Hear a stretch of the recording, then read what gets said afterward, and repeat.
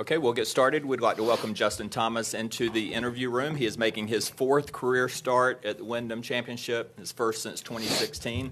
But his 2009, I want to start with, Justin, as a 16-year-old where you made your cut here in your first PGA Tour event. Take us back to that year and what that tournament meant to you and what you remember about it. Yeah, I never thought you were going to ask about that. That's it was an unbelievable week. Obviously, it was an eye-opening experience. It was a blast. There's a lot of funny memories from them. I remember whoever was working the range not believing I was a player and giving me range balls. My dad getting the restart time an hour off, and me being the only person on the property for an hour. And obviously playing some good golf and getting in contention there for a little bit on Friday. So it was, I was talking to Todd out there, and I obviously knew I wanted to play professional golf, and I knew I wanted to play on the PGA Tour and try to be, winning tournaments out here. But that somehow took my want and drive and determination even higher after that week. It was just the coolest experience, and I'm like, I want to do this every week, and I want to do this for a really long time. And I just can't believe that was 14 years ago. It's pretty wild. And speaking of that, 14 years later, here we are. This is a huge week for you. I know. Just talk a little bit about your game plan coming into the week and your expectations of what you're hoping for.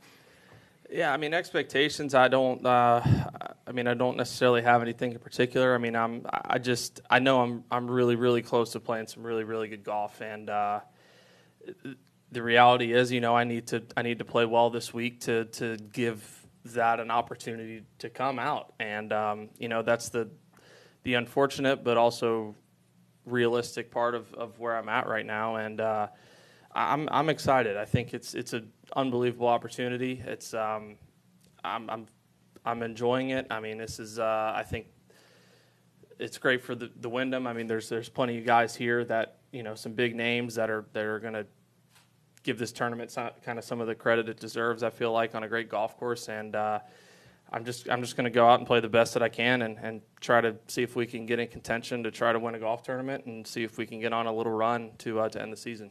All right, let's open it up to questions. We'll start with Ron.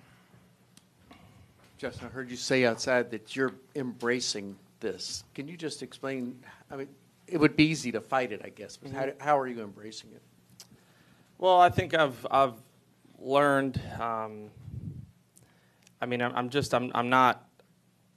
obviously not playing as well as I have in past, but I'm really not playing that poorly. I haven't really gotten much out of my rounds, and I've, like on Friday last week at 3M, I mean, I had two swings that literally cost me 5 strokes on Friday, and if those swings go how they normally do in any other situation, I'm like 15th heading into the weekend instead of missing the cut. So it's just kind of been one of those seasons, I guess, if you will. But it's just I've obviously had a lot of time some weekends to reflect, but a lot of time, and it's just I think obviously I would much rather not be in the situation that I'm in, but it just really has reminded me a lot, kind of the beginning of the season or last year when the whole elevated events came out, or the top players planning more events and guys getting mad. Of course, all the rich get richer, all the top guys. Like, of course, this benefits them. But like, this is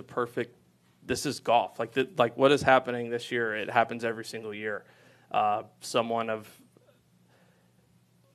my caliber. I mean, a top player. Like, it's just I'm not having a bad season. I just haven't won anything. Haven't finished some tournaments off how I won, and like I'm in a position where I may not make the playoffs. And there's a lot of other good players that have too, and there's also guys that maybe have been in this position I'm in right now that have played as well as I have other seasons, and it's like that is the reality of golf. Like it's all on you. You're not relying on any teammates to bail you out, to hinder you. It's all on you, and there's just guys that have played better than me this season, whether they're ranked first in the world or 101st in the world. And but now I have an opportunity to play well this week, get into the playoffs, and to go to 3 courses that I love. And like I said to Todd out there, I mean, I have a chance to, have one of the craziest endings to a PGA Tour season, and I'm going to try to do that. All right, Josh.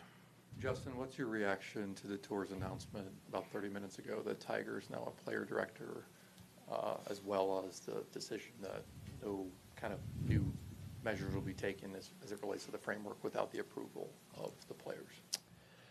Yeah, I'm obviously excited to have Tiger on behalf of the players. I mean, I know that he takes it very seriously. I think he's spoken to it some, but obviously his relationship with Arnold Palmer, Jack Nicklaus, and what they did to basically create the PGA Tour kind of what it is now, and we've been dealt with some roadblocks, if you will, or just some difficult circumstances, and I think he takes it seriously that he is going to be a part of paving the way for the future and the current, I guess, I don't know if you want to call it structure or whatever, of the PGA Tour, and I think especially with him not playing as much now, I know he has a little bit more time than if he was playing a full season and full schedule. So he takes the future of the PGA Tour very seriously, and he wants it to be in the best hands possible and it to be in the best position possible. And I think it'd be very easy for someone like him. All he's done, just kind of, what do I need to do? I've made the tour what it is, where it's at financially, all the sponsors, TV deals, whatever, and it'd be pretty easy for him to just hide under a rock the rest of his life and be just fine, but that's not who he is. He wants to continue to see the PGA Tour grow and succeed. And just knowing that players will have a say going forward. Mm-hmm. I think it's important. I think it's very obvious last year that pretty good amount of us were frustrated and taken back with how some things took place, but we were just kind of put in a funky or a tough position with how stuff was handled in the past, and we want to have a say of what's going on because it is our tour as well, and how it's structured and how it looks is important to us. So we would like to have a little bit of a say so on how that looks. All right, MK. JT, with just how important this week is and having a good showing, how confident are you as a competitor in crunch time situations?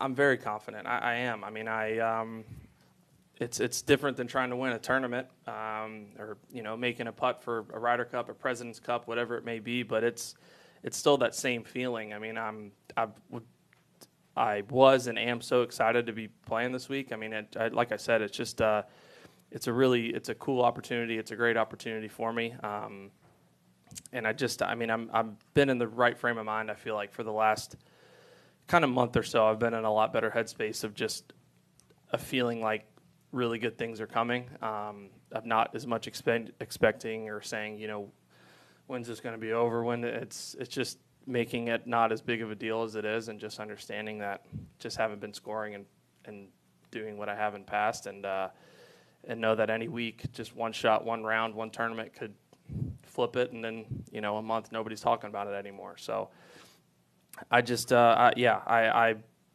excited. I mean, I feel like I'm going to play well this week. I've also felt like I was going to play well at the U.S. Open, and I finished what felt like about last place. So that's also a part of golf. You just don't know what you're going to get. But one thing I definitely have learned is you need to be in the right headspace and at least expect some good things to happen. And at least that's where I'm at. So we'll see. All right, right over here, back right. Justin, what areas of Sedgefield are you looking to attack? You've got experience here, so what do you remember?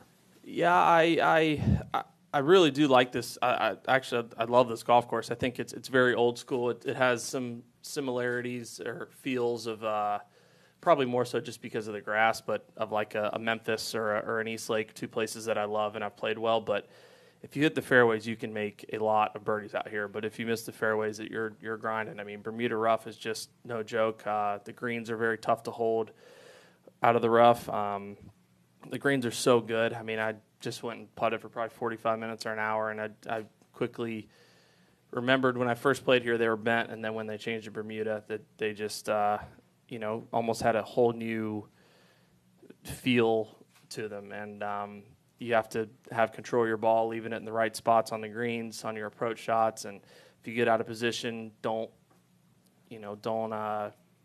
make it worse than it is, avoid the double bogeys and stupid mistakes like that, and just kind of wait for your run, because I feel like you have the opportunity at this place to, kind of have a stretch, whether it be 6, 12, 18, 27 holes of getting after it pretty good. So just kind of staying patient and waiting for that to happen.